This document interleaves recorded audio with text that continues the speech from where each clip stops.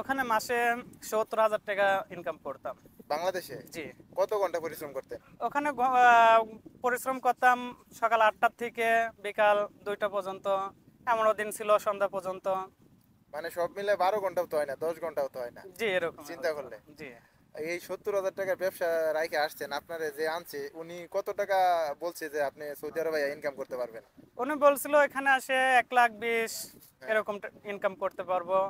আবার কাজও অনেক সুন্দর কাজ পাবো সেই কথা বলছিল। তো আসলে এখানে এসে তো দেখতেছি না, আসলে উল্টো। বাংলাদেশের কোন জেলায় বাড়ি? কুষ্টিয়া জেলা বাড়ি। না, এখনো কাজ কাম পাই নাই। এটা আসছিলাম আমাদের ভাইস্তের মাধ্যমে, কিন্তু এখানে এসে দেখতেছি যে ভাইস্তে আসলে একজনের মাধ্যমে নিয়ে আসছে।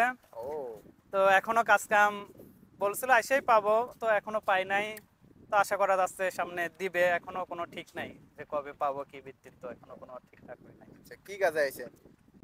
আমি তো দেশে তো করতাম ব্যবসা, সে ব্যবসা ছাড়ি দিয়ে চলে আসছে আমার কিসের ব্যবসা করতেন? দেশে। ওএমএস এর ব্যবসা করতাম, সরকারি চাউল আটার।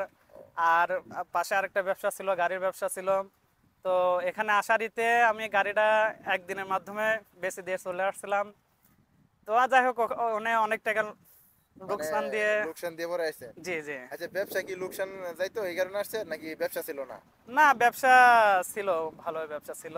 কিন্তু আসছিলাম যে এখানে যায় মানে আরো বেশি ইনকাম করতে ইনকাম পারবেন? করতে পারবো, এরকম একটা আশ্বাস দিছিল। আচ্ছা, এখনো আপনি কি কাজ পারেন, এই দেশে কি কাজের উপরে আসছেন?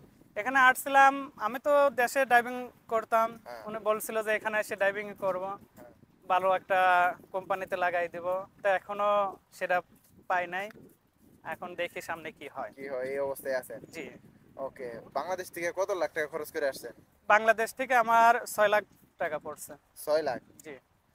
এখন আপনি কয়েকদিন ধরে আছেন, দেখতেছেন বাস্তবতা কি, যে আশেপাশে আপনার মানুষ অনেক বেকার আছে, অনেকে কাজ কাম করতেছে, এর থেকে আপনি কি বুঝতেছেন? যে আসলে এর থেকে আপনি কি বুঝতেছেন, যে দেশেই ভালো ছিলেন নাকি এই দেশেই ভালো আছেন? আসলে দেশেই ভালো ছিলাম। এখানে এসে দেখতেছি যে আমাদের বাংলাদেশের বাঙালি যত আছে, অনেকে দেখছে যে কষ্টের মধ্যে আছে। কেউ কাজ পাচ্ছে, কেউ কাজ পাচ্ছে না। কেউ ঠিক মতন খাইতে পারতেছে, কেউ খাইতে পারতেছে না। আসলে দেশে শুনতে অনেকেই শোনা যায়, কিন্তু এখানে এসে পুরোটাই উল্টো। বাস্তবতা কি বুঝতেছেন এখন? এখন বাস্তবতা বুঝতেছি যে দেশেই ভালো ছিলাম, এখানে আসলে এসে আমাদের জন্য ভালো না। আপনারে যে যে লোকে আনছে উনি বলছিল মাসে 1,20,000 টাকা, 1 লাখ টাকা ইনকাম করবেন, তো আপনারে অন্য লোক বলে নাই যে বিদেশে এত টাকা ইনকাম নাই সৌদি আরবে বর্তমানে? কেউ বলছিল? না, আসলে তখন যাদের কাছে শুনছিলাম তখন বলছিল যে ওখানে যায় যদি যে কথা বলছে, যদি এই সিস্টেম অনুযায়ী পড়তে পারো তাহলে ভালো, মোটামুটি ভালো ইনকাম করতে পারবে, সমস্যা নেই, এরকমই পাবে। তো এখন এখানে আসি তো সেটার সাথে কোনো মিল পড়তেছে না। মিল পাইতেছেন না? না। ওকে। তো ভিডিওটা লম্বা হয়ে যাবো, সংক্ষিপ্ত শেষ যে কারণ ইনি যে কি বলবো আমি বুঝতে পারতাছি। মাসে যদি একটা মানুষের 50,000 টাকা ইনকাম থাকে, তারও কখনো প্রবাসে আসা উচিত না। কিন্তু ইনি কিন্তু তেমন কাজ পারে না, ড্রাইভিং পারে।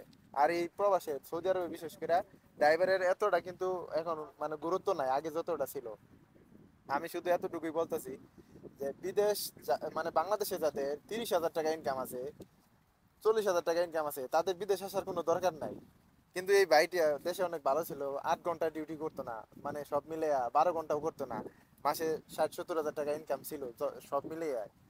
তো জানি না মানে এই বুদ্ধিটা কে দিছিল, উনিও যাচাই করে নাই, আইসা বিপদেই পড়ছে ধরতে গেলে। এখন সামনে যে উনি কি বিপদে ওর ওটা আমি বুঝতে পারতেছি। আর যারা বিদেশে আছেন মানে সৌদি আরবে আছেন, প্রবাসে আছেন, ওনার কথা শুনে হয়তো আপনারা এতদিনে বুঝে গেছেন যে উনি আসলে কতটা বিপদে পড়তে যাইতেছে। বাংলাদেশে যাদের ইনকাম আছে, তাদের কখনোই ভালো একটা ইনকাম আছে, তাদের কখনোই সৌদি আরবে আসা উচিত না বর্তমানে। উনি আরো যদি চেষ্টা করতো, ওনার বিজনেস আরো বড় করে মাসে 1 লাখ টাকা ইনকাম করতে পারতো।